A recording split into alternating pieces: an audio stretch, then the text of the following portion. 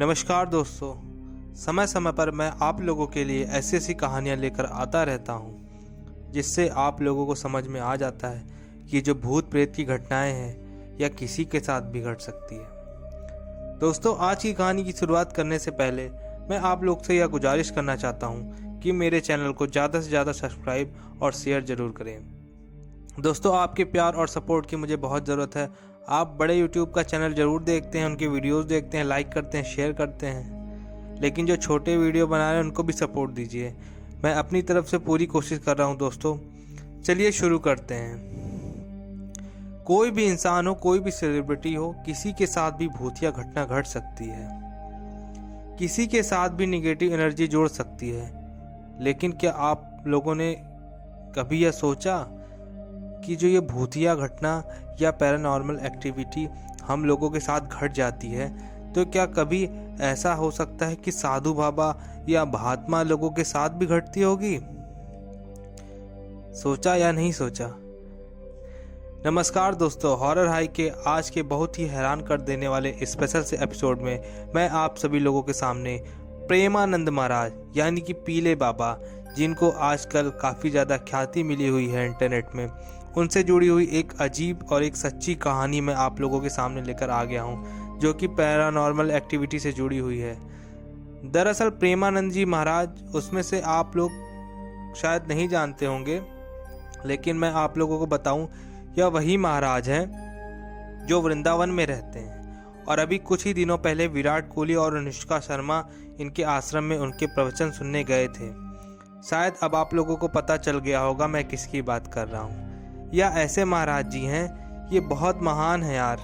इनकी ना दोनों किडनी खराब है, फिर भी इन्होंने अपनी किडनी ट्रांसप्लांट कराने से मना कर दिया है। या तो हो गया महाराज जी का शॉर्ट इंट्रोडक्शन। चलिए जानते हैं महाराज जी की वह कहानी, जिसमें आप लोगों को यह क्लियर होगा कि एक अनिरुद्ध प्रताप पांडे नाम का एक मासूम सा बालक इतना महान संत बना और उनके साथ उनके जीवन में कौन सी भूतियाँ घटी, जिसकी वजह से आज मैं उनसे जुड़ा हुआ हूँ। आज का जो वीडियो है ना दोस्तों, मैं आप सभी लोगों के सामने लेकर आया हूँ, उन्हीं के ऊपर है। चलिए शुरुआत करते हैं। प्रेमानंद महाराज जी जो बचपन में अनिरुद्ध कुमार पांडे नाम से जाने थे, यानी कि इनका नाम अनिरुद्ध कुमार पांडे था, या ऐसे परिवार से थे जिसमें घर के सारे लोग धार्मिक प्रवृत्ति के थे। चाहे इनकी माताजी की बात करें, चाहे पिताजी कह लो, ये सब हर समय भगवान की साधना में लीन रहते थे। इनके दादाजी संत थे और उनके पिताजी भी संत हो गए थे, और इनके घर में हमेशा से संतों का, महात्माओं का आना जाना लगा रहता था। इनकी माताजी पिताजी हमेशा सत्संग सुना करते थे और या भी उसी भाव में अपने माता पिता के साथ लगे रहते थे। जब ये 5वीं कक्षा में थे, उस उम्र में जितनी भी रामायण महाभारत सब कुछ इन्हें याद हो गया था, वह भी अच्छी तरह से। या नित्य सुबह उठकर मंदिर जाया करते थे, चालीसा, रामायण, इन सब चीज़ों का पाठ करते थे और फिर घर पर आते थे। फिर घर पर आकर भगवानों की पूजा करते, तिलक लगाते और अपने स्कूल जाते। इस तरीके से इनकी जो उम्र थी वो 14 वर्ष की हो गई। इन्होंने देखा कि जीवन में क्या कुछ भी नहीं है, मतलब अगर मेरे माता पिता की मृत्यु हो जाए तो मेरे जीवन में कौन बचेगा? कोई भी नहीं। तो उसी उम्र में उन्होंने भगवान का दामन पकड़ लिया और इन्होंने सोचा कि अगर भगवान का साथ पकड़ लो तो भगवान ही हमेशा आखिरी तक जाना है और कोई भी इंसान आखिरी तक नहीं रहेगा। इन्होंने सोचा कि मुझे भी अब शांति चाहिए। 14 वर्ष की उम्र में इन्होंने अपने माता पिता से यह बात बताई। इनकी माता जी ने बोला कि ये सब क्या बेटा, तू सब कुछ छोड़ छाड़ के कहाँ चला जाएगा? तो इन्होंने बोला, माँ मैं चाहता हूँ मैं सब कुछ छोड़ के प्रभु की सेवा में लग जाऊँ और केवल उनको ही अपना पूरा जीवन समर्पित कर दूँ। लेकिन इनकी माता पिता इनको समझाने की बहुत कोशिश की, लेकिन एक दिन ऐसा आया, उन्होंने ठान लिया कि नहीं, अब बस यह परिवार सब कुछ छोड़ दूंगा और भगवान के प्रति खुद को हमेशा के लिए समर्पित कर दूंगा। और वह घर से निकल गए, भ्रमण करने लगे, जहाँ जहाँ बड़े बड़े संतों से मिले, बड़े बड़े साधुओं महात्माओं से मिले। इसी दौरान ये थोड़े बड़े 18 वर्ष के ऊपर हो गए और वह समसी नामक धाम में पहुँचे, या इनका गुरु धाम था। यहाँ पर बहुत बड़ा आश्रम था और इस आश्रम में बहुत बड़े बड़े संत और महात्मा थे जो कि भगवान की भक्ति में लीन रहते थे। उनकी दिनचर्या बड़ी साधारण सी थी। वहाँ पर जैसे ये पहुँचे, कितना अच्छा इन्होंने देखा कि कितना अच्छा माहौल बना हुआ है, कितना अच्छा वातावरण है। फिर क्या हुआ कि रात का समय आया। महाराज जी बोले कि मैं थोड़ा टहलने जा रहा हूँ। जितने भी लोग वहाँ पे थे वह उन सबसे बोले कि मैं टहलने जा रहा हूँ, और टहलने के लिए आश्रम से निकल गए। आश्रम के बहुत नज़दीक ही उनकी नज़र एक खंडहर पर पड़ी, जो बहुत पुराना खंडहर, बहुत ज़्यादा पुराना। सूखे हुए पेड़ लगे हुए थे वहाँ पर, टूटा फूटा खंडहर।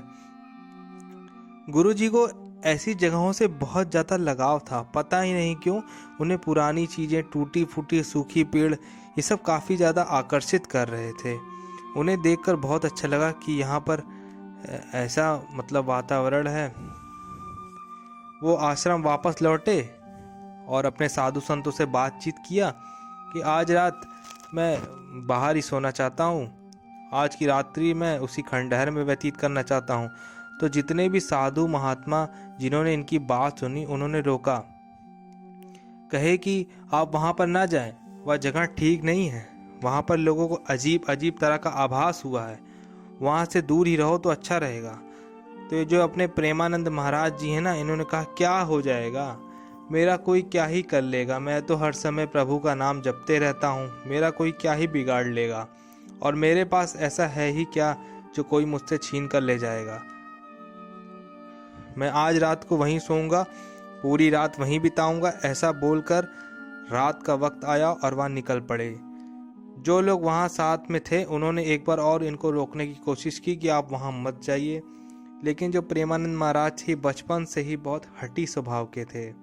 उस समय बाबा जी के बाल बहुत बड़े बड़े रहते थे, वो तो अभी भी रहते हैं लेकिन उस समय भी बड़े बड़े ही रहते थे, और ये हमेशा पीले वस्त्र धारण करते थे। इनको लोग पीले बाबा के नाम से ही ज़्यादा जानते थे। खंडहर के अंदर प्रवेश करते हैं और हमेशा मन में प्रभु का नाम जपते रहते थे ये। तो जब ये खंडहर के अंदर प्रवेश करते हैं तो मन में हमेशा ये प्रभु का नाम जपते रहते, जैसे हम जैसे आम लोग हैं मुंह से बोलते हैं, लेकिन जो संत महात्मा होते हैं वो मन में ही मन प्रभु का मंत्र और उनका नाम सीताराम हमेशा जपते रहते हैं। तो ये भी प्रेमानंद महाराज भी सीताराम राधे राधे हमेशा जपते रहते थे, और उसी तरीके से खंडहर में प्रवेश करते हैं। इनके पास एक छोटी सी टॉर्च थी जो इनकी पोटली होती है, साधु बाबा लोग अपने कमर पे बांधे रहते हैं, उसी में इन्होंने रखी थी वो टॉर्च, और एक घड़ी थी। दोस्तों आप लोगों को तो पता ही होगा, संतों महात्माओं और साधुओं इन लोगों का दिनचर्या बहुत अच्छा रहता है, तो इसलिए घड़ी का इस्तेमाल करते थे कि टाइम से मतलब सब कुछ, इनकी जो नियम थे बहुत ही कट्टर रहते हैं इनके, कि सुबह उठना, टाइम से सोना, सब कुछ। और इसके अलावा इनके पास कुछ भी नहीं था टॉर्च और घड़ी के अलावा।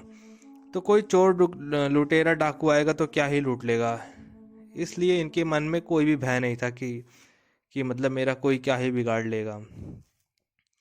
तो इन्होंने एक जगह देखी, उसको थोड़ा साफ किया और वहाँ पर लेट जाते हैं। ना ही कोई चादर, ना ही कुछ तकिया, कुछ नहीं। इनकी उस समय बड़े बड़े बाल थे, जैसे मैंने आप लोगों को बताया। तो जो बाल होते हैं ना, वो जटा बन जाती है मोटी मोटी, तो ये उसी जटाओं को तकिया बना के ऐसे सर पे अपने गोल करके सोने की कोशिश करते हैं। इनको एहसास होता है, इनकी आंखें बंद थी, अचानक से इनको ऐसा आभास हुआ कि कोई तो है जो इनको ऐसे दबाने की कोशिश कर रहा है, इनको ऐसे जकड़ने की कोशिश कर रहा है। इनको लगा कि यह क्या हो सकता है। उन्होंने हाथ झटका उसका और उड़ गए तुरंत, और अभी भी भगवान का नाम ही ले रहे थे। सोचे कि ये कैसे हो सकता है, मैं लगातार भगवान का नाम ले रहा हूँ, मंत्रों का उच्चारण कर रहा हूँ, तो कौन सी बुरी आत्मा है जो इस प्रकार मुझे ऐसे छू कर, मतलब ऐसे कोशिश कर रही है मुझे छूने की। या उठे, इन्होंने अपनी पोटली ली, उनमें से जो टॉर्च निकाली और जलाकर देखा, इधर उधर देखने लगे तो कुछ दिखाई नहीं दिया। तो एक सेकंड में इनके मन में आया कि ये क्या चीज़ था, जो कोई लुटेरा तो नहीं आ गया यहाँ पर। इधर उधर देखे लेकिन कोई दिखाई नहीं दिया, कोई भी नहीं दिखा। अगर कोई इंसान होता तो इतनी जल्दी आँख खोलने पर गायब तो ना हो जाता। और इतनी जल्दी कोई भाग भी नहीं सकता। मतलब कोई अगर आता और तुरंत उसको ही छुड़ाते तो कोई इंसान गोली की रफ्तार से तो गायब हो नहीं सकता। फिर उन्होंने सोचा कि पता नहीं ऐसा क्या है, खैर मैं ये सारी चीज़ों से घबराऊंगा नहीं और ऐसी सारी चीज़ें मेरा क्या ही कर लेंगी। एक समय इनके मन में यह भी आया कि वापस उठ के चलते हैं आश्रम, लेकिन जहाँ सब लोग सो रहे थे। लेकिन यह थोड़ी हठी स्वभाव के थे। जैसे कि मैंने पहले आप लोगों को बताया, जो करना था वो करना था। वो 14 वर्ष की उम्र में घर वर छोड़कर निकल ही चुके थे। मैं तो ये बता ही चुका आप लोग का। तो उन्होंने सोचा कि सोएंगे यहीं, चाहे आज मेरे प्राण ही क्यों न निकल जाएं। तो इन्होंने फिर से अपनी जटा नमा बनाए और उसको तकिया लगाकर सो गए। इस बार नींद लग गई थी। 20 से 25 मिनट बाद इनको एक बार फिर वास्तव में जैसे कोई इनका गला पकड़ रहा था। एक रियल एक्सपीरियंस हुआ इन्हें, जैसे किसी के छूने पे एहसास होता है, किसी का जो कोई आपकी गर्दन पर हाथ रख दे, ऐसे ही कोई आपके गले पर हाथ लगाए और ऐसे मुंह दबाने की कोशिश करे। तो वही वाला एहसास था जो एकदम रियल था। एक बार फिर से उठे और जोर से भगवान का नाम पुकारे, जोर से। या इन सब चीज़ों से घबराते नहीं थे, लेकिन हर इंसान को अचंभा हो जाता है कि यह क्या चीज़ है। तो इन्हें कुछ ऐसा लगा। इन्होंने मन में सोचा कि नहीं, अब यहाँ पर रुकना ठीक नहीं होगा। ये सोचे यहाँ से निकलते हैं और आश्रम में ही जाकर सोते हैं। तो ये अपने कदमों के साथ आश्रम की तरफ बढ़ने लगे और मन में यही सोच रहे थे कि ऐसा क्यों हुआ। मैं तो ईश्वर का नाम लगातार राधा मंत्रों का उच्चारण कर रहा था, सीताराम बोल रहा था, मेरा मन शुद्ध था, और ऐसी आत्मा मेरे पास क्यों आई, मुझे क्यों जकड़ने की कोशिश कर रही थी, मुझे उठाने की कोशिश क्यों कर रही थी। इसी सोच के साथ वह आश्रम के अंदर प्रवेश करते हैं।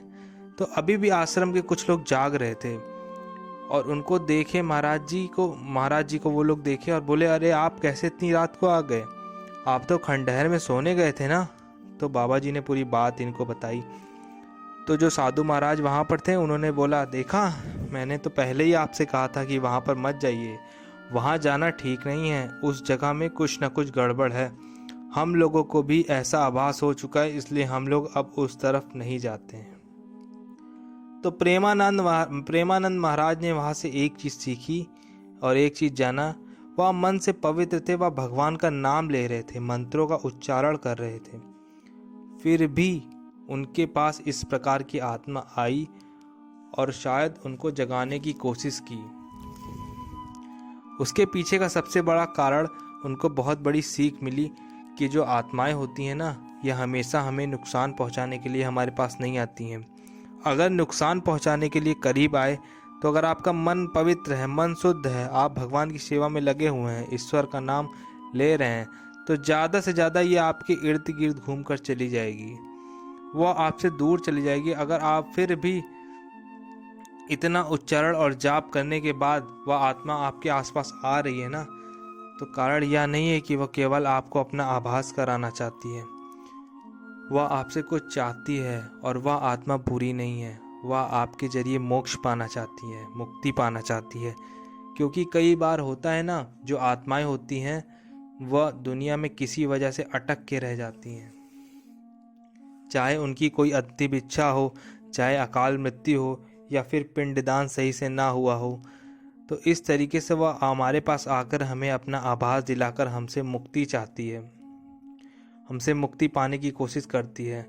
उनको ऐसा लगता है कि शायद आप उनकी मुक्ति का एक रास्ता बन जाओ। तो प्रेमानंद महाराज ने अपने प्रवचन में एक बहुत बड़ी सीख दी थी। मैंने सोचा कि आप लोगों को सामने भी ये ज़रूर लाना चाहिए और एक मैसेज देने की कोशिश करता हूँ कि कुछ भी हो जाए, किसी भी कंडीशन में आपको भगवान का साथ नहीं जोड़ना चाहिए। जब भी आपको ऐसा आभास हो कि आपके आसपास कोई भूत प्रेत, पैरानॉर्मल एक्टिविटी, कुछ भी ऐसा, किसी प्रकार की निगेटिव एनर्जी आपके आसपास आ रही है, तो शुद्ध मन से ज़ोर से भगवान का नाम पुकारें। सच बता रहा हूँ दोस्तों, किसी भी शक्ति जो अगर बुरी है, उसके अंदर इतनी ताकत नहीं रहेगी कि उस समय आपसे लड़ जाए या आपसे जीत जाए। वह आपसे कोसों दूर भाग जाएगी। और अगर आपका मन शुद्ध है तो किसी भी प्रकार की नेगेटिव एनर्जी आपके पास आ नहीं सकती है। उम्मीद करता हूँ दोस्तों आज की कहानी के ज़रिए बहुत अच्छी सीख आप लोगों को मिली होगी और मनोरंजन के साथ साथ मिला होगा प्रेमानंद महाराज, जो कि बहुत ही सिद्ध पुरुष हैं।